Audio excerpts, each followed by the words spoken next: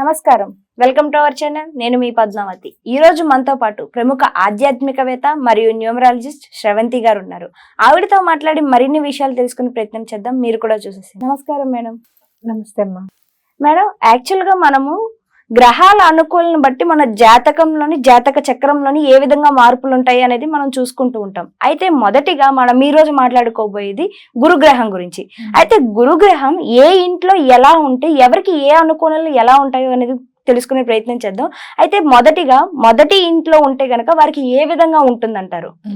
నేను సమగ్రంగా రాసుకొని వచ్చాను, మీకు చెప్తాను. అంటే ఏ ఇంట్లో ఉంటే ఎలా ఉంటుంది, దానికి తగ్గ రెమెడీస్ ఏం చేసుకోవాలో కూడా చెప్దాం మనం.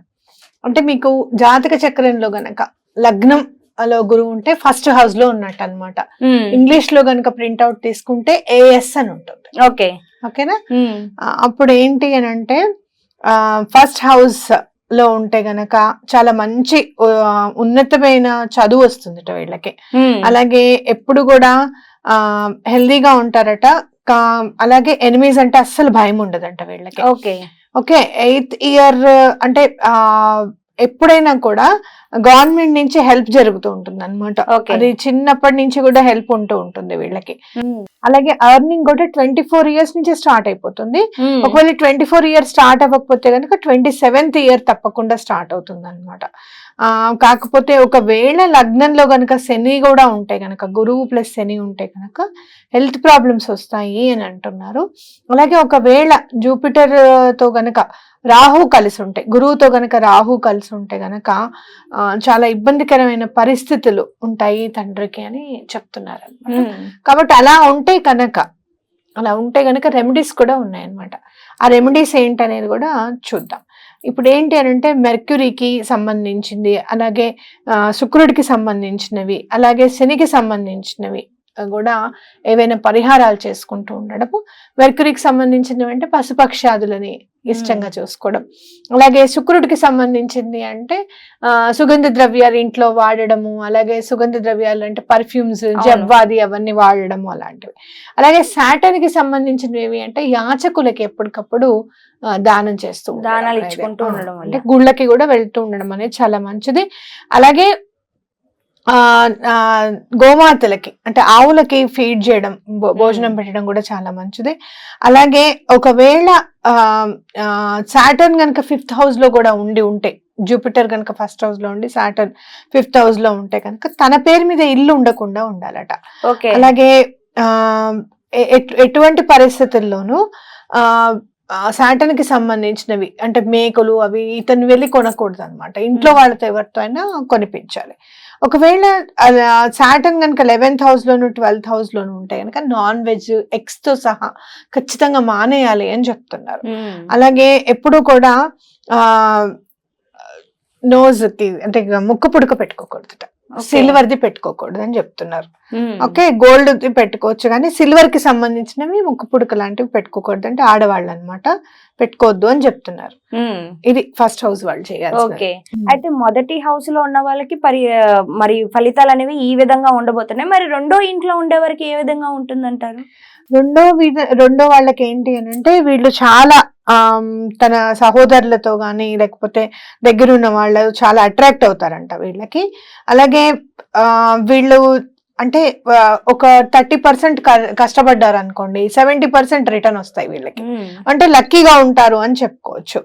అలాగే భర్త ఉంటే కనుక భార్య మంచి ఆవిడ వల్ల చాలా మంచి పేరు ప్రఖ్యాతులు రావడం కానివ్వు, లేకపోతే భర్త వల్ల భార్యకి పేరు ప్రఖ్యాతులు కానీ అవడం అనేది జరుగుతుంది. వీళ్ళు ముఖ్యంగా ఇంపార్టెంట్ గా వీళ్ళు నోట్ చేయాల్సింది ఏంటి అంటే చారిటీకి డొనేషన్స్ అవి ఇవ్వడం అనేది చాలా మంచిది. అలాగే పాము పుట్టులో గనుక పాలు పోస్తూ ఉంటే కూడా చాలా మంచిది.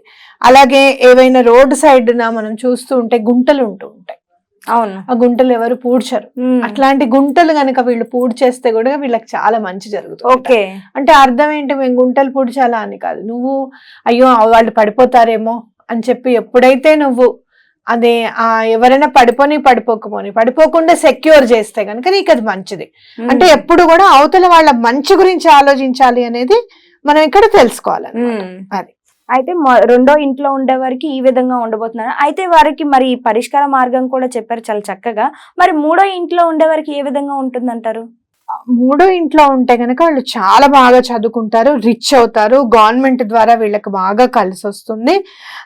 ఒకవేళ గనక వేరే వేరే ప్లానెట్స్ తో ఉంటే గనక దాని పరిహారాలు ఇప్పుడు చేసుకుంటే సరిపోతుంది. వేరే ప్లానెట్స్ తో ఉంటే గనక ఇవి సరిగ్గా జరగకుండా ఉండొచ్చు. ఆ వేరే ప్లానెట్స్ ఏమున్నా కూడా, అంటే రాహు కానివ్వు, లేదు అంటే గనక మళ్ళీ శుక్రుడు కానివ్వు, ఇలా కలిసి ఉంటే గనక జూపిటర్ ఇవ్వవలసినవి ఇవ్వలేకపోవచ్చు. కాబట్టి అప్పుడు ఏం చేయాలి అంటే దుర్గా అమ్మవారిని పూజించాలి. ఎలా పూజించాలి? ఆవిడకి తప్పకుండా స్వీట్స్, పళ్ళు అనేది తప్పకుండా సమర్పించాలి. ఆ సమర్పించినవి చిన్న పిల్లలకి, ఆడపిల్లలకి, చిన్న వాళ్ళకి ఎవరికన్నా కూడా ఇవ్వడం అనేది చాలా మంచిది. అలాగే ఇచ్చిన వెంటనే ఆ పిల్లలకి కాళ్ళకి దండం పెట్టాలన్నమాట. అమ్మవారి స్వరూపంగా భావించాలి అనేది. ఇక్కడ ఏం చెప్తున్నారు అంటే చిన్న పిల్లల్ని మీరు అమ్మవారి స్వరూపంగా భావించండి అని చెప్తున్నారు అనమాట. మీకు ఎప్పుడు కుదిరితే అప్పుడు అలా పళ్ళు గాని, స్వీట్స్ గాని ఇచ్చి దండం పెట్టడం అనేది చాలా బాలా త్రిపుర సుందరి దేవిగా భావించి పూజించడం. అలానే దసరాలో ఎప్పుడు కూడా బాలా త్రిపుర సుందరి దేవి రోజు మాత్రం తప్పకుండా పూజ చేసుకొని అలా పిల్లలకి ఏమైనా ఇవ్వడము అనేది చేస్తూ ఉంటే మంచిది అనమాట. అయితే మరి నాలుగో ఇంట్లో ఉండే వారికి ఏ విధంగా ఉంటుందంటారు? ఈ 4th హౌస్ కి సంబంధించింది ఏంటంటే ఇది చంద్రుడికి సంబంధించిన ఇల్లు గడి అన్నమాట. ఇల్లు అని కూడా చెప్పుకోవచ్చు ఆ హౌస్. కాబట్టి ఇక్కడ జూపిటర్ ఉండడం అనేది ఒక్కొక్కసారి Jupiter gives very good results అంటున్నారు. And provides the native powers of deciding the fate and fortune of others. అంటే ఏంటంటే వీళ్ళు ఒక్కొక్కసారి మనం చెప్తూ ఉంటాం చూడు, మనకి కాకుండా అవతల వాళ్ళకి ఏమైనా చెప్పినా మనకు అయిపోతూ ఉంటాయి. అమ్మో వాడు చెప్తే భలే అవుతుందిరా, కరెక్ట్ గా చేసుకొని పుట్టినాడు అంటారు.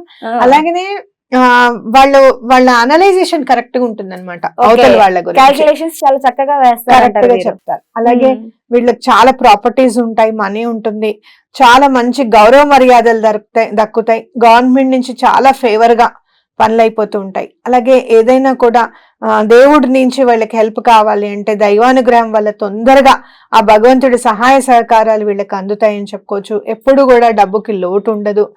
అలాగే వీళ్ళు గుడి కట్టడానికి కూడా ప్రయత్నం చేయడానికి అవకాశం ఉంటుంది. అలాగే ఏమైనా మ్యారిటల్ లైఫ్ లో ఏమైనా ఇబ్బంది ఉంటే ఉండవచ్చు అనమాట. అలాంటివి లేకుండా ఉండాలి అని అంటే గనక ఇంట్లో గుడి ఎప్పుడు కూడా కట్టుకోకూడదు. అలాగే ఎప్పుడు కూడా పెద్దలకి సర్వ్ చేస్తూ ఉండాలి, హెల్ప్ చేస్తూ ఉండాలి, పాముకి పాలు పోస్తూ ఉండాలి. అలాగే ఎప్పుడు కూడా ఎవరి దగ్గర కూడా తన ధైర్య సాహసాలు ఎక్కువగా ప్రకటించుకోకూడదు అనమాట. నేను ఇంత చేస్తాను, నేను అంత చేస్తాను అని చెప్పకూడదు. అది అలా ఉంటే వీళ్ళకి బాగా కలిసి వస్తుందని చెప్పుకోవచ్చు.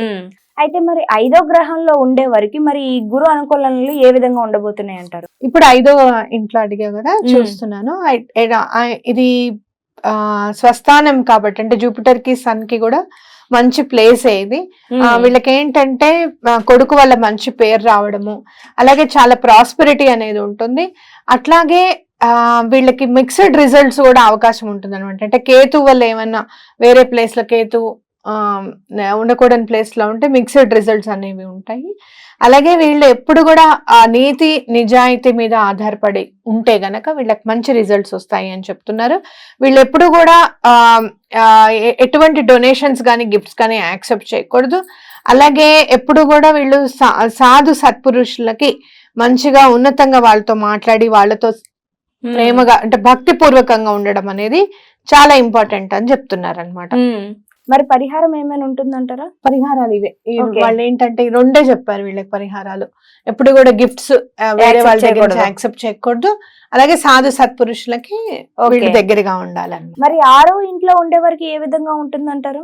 వీళ్ళకి ఏంటంటే వీళ్ళ పెద్దవాళ్ళ పేరు మీద ఏమైనా డొనేషన్స్ కానీ ఆఫరింగ్స్ కానీ చేస్తూ ఉంటే వీళ్ళకి చాలా మంచిది. అట్లాగే మంచి వ్యక్తిత్వం గల వాళ్ళై ఉంటారు 6వ ఇంట్లో ఉన్న గురువు గనక ఉంటే. అట్లాగే వీళ్ళకి ఏంటంటే కేతువు ఏమైనా వేరే వేరే ప్లేసెస్ లో ఉండి మాలిఫిక్ ఎఫెక్ట్స్ ఇచ్చే ప్లేసెస్ లో ఉంటే గనక, అలాగే మర్క్యూరీ ఏమైనా మాలిఫిక్ ఇచ్చే ప్లేస్ లో ఉంటే గనక వీళ్ళకి కొంచెం ఇబ్బందికరంగా ఉంటుంది. ఏది ఏమైనా 34 సంవత్సరాల తర్వాత అసలు జీవితం అనేది స్టార్ట్ అవుతుంది. ఓకే, అంటే 34 years తర్వాత నుంచి వీళ్ళకి లైఫ్ అనేది ఉంటుంది. అలాగే జూపిటర్ వల్ల 6వ ప్లేస్ లో కనుక జూపిటర్ ఉంటే గనక మాక్సిమం ఫాదర్ కి ఆస్తమా ఉండడానికి అవకాశం ఉంది. ఓకే ఓకే, వాళ్ళ ఫాదర్ కి ఆస్తమా ఉండడానికి అవకాశం ఉంది. కాబట్టి ఇక్కడ ఏంటి మనం చూసుకునేది రెమెడీస్ ఏమి చేయాలి అంటే గనక ఏవైనా కూడా గురువుకి సంబంధించిన గుడిలో గనక ఏమైనా ఇస్తే చాలా మంచిది, ఆఫరింగ్స్ చేస్తే మంచిది. అలాగే కాకులకి ఏమన్నా పెడితే మంచిది అన్నమాట. అట్లాగే వీళ్ళు ఎప్పుడు కూడా బ్రాహ్మణులకి అంటే గుళ్ళ పూజారి ఉంటారు కదా, వాళ్ళకి తప్పకుండా వీళ్ళు ఏదో ఒకటి పంచలో లేకపోతే ఏదో ఒకటి దానం చేస్తే చాలా మంచిది అన్నమాట. ఓకే, మరి 8వ ఇంట్లో ఉండేవారికి ఏ విధంగా ఉంటుందంటే చెప్తాను. ఇదేంటంటే చాలా మిక్స్డ్ రిజల్ట్స్ ఉంటాయి అన్నమాట. లక్ ఉంటుంది, మ్యారేజ్ అవుతుంది కరెక్ట్ గా, రిలీజియస్ వర్క్స్ లో బాగా తిరుగుతూ ఉంటారు, మంచి గుడ్ రిజల్ట్ వస్తుంది. ఎప్పుడు కూడా మంచి పిల్లలు కూడా చక్కగా పుట్టడానికి మంచిగా వీళ్ళు ఏంటంటే ఆస్ట్రాలజీ చదవడానికి కూడా చాలా అవకాశం ఉందన్నమాట వీళ్ళకి.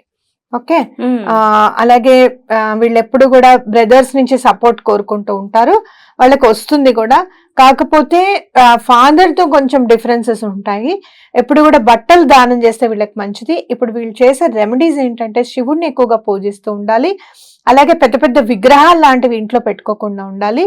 అలాగే ఎల్లో కలర్ క్లాత్ ఎప్పుడు కూడా వీళ్ళ చెంతనే ఉంచుకోవడం అనేది చాలా మంచిది, కర్చీఫ్ పెట్టుకుంటే సరిపోతుంది.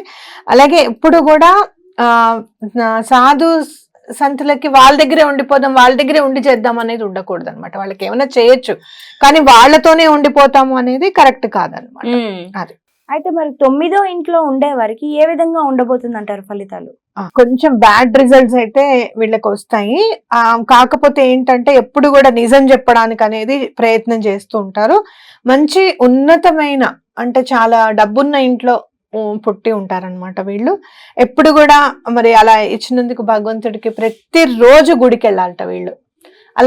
అలా చేస్తే చాలా మంచిది. ఆల్కహాల్ అస్సలు తీసుకోకూడదు. అలాగే రైస్ ఉంటుంది కదా, బియ్యంని నదిలో పారే నదిలో గనక వేస్తే వీళ్ళకి చాలా బాగా కలిసి వస్తుందని చెప్పచ్చు అనమాట. మరి 10వ ఇంట్లో ఉండే వారికి ఫలితం ఏ విధంగా ఉండబోతుంది అంటారు?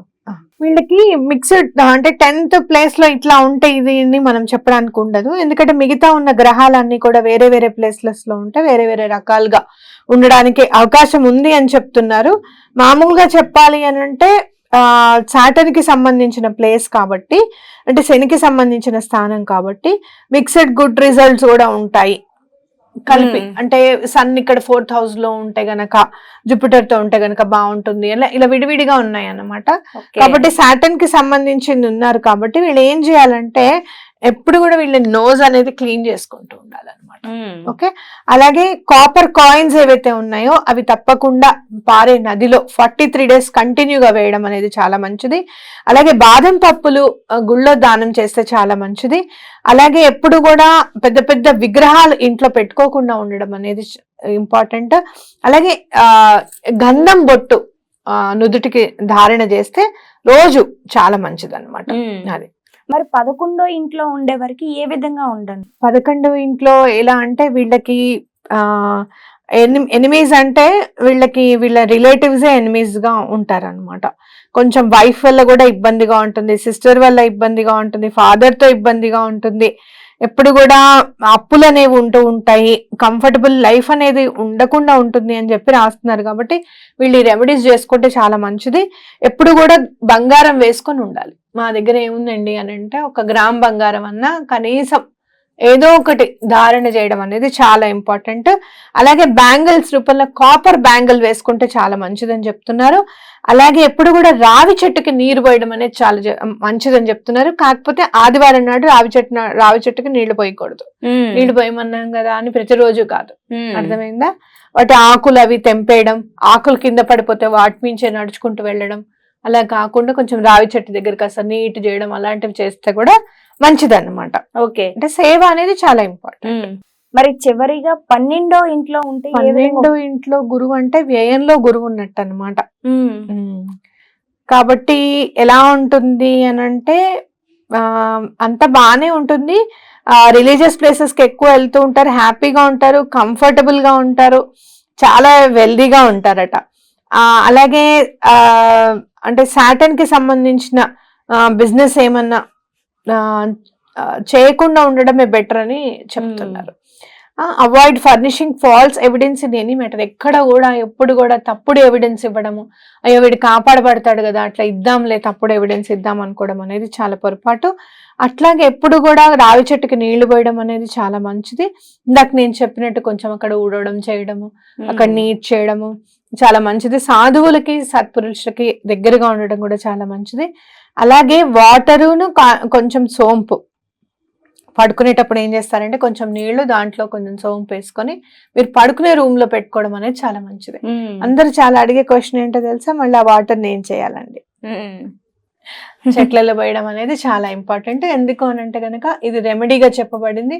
నెగటివ్ ఎఫెక్ట్స్ ఏమైనా ఉంటే గనక ఆ వాటర్ ని తీసుకోమని చెప్పి మనం ప్రార్థించడం. చాలా చక్కగా వివరించారు. అయితే ఒక్కొక్క ఇంట్లో ఉంటే ఏ విధంగా ఉంటుంది, దాంతో పాటు దానికి తగ్గ రెమెడీస్ కూడా చాలా చక్కగా ప్రతి ఒక్కరు చేసుకునే విధంగా ఉన్నాయి. Thank you madam.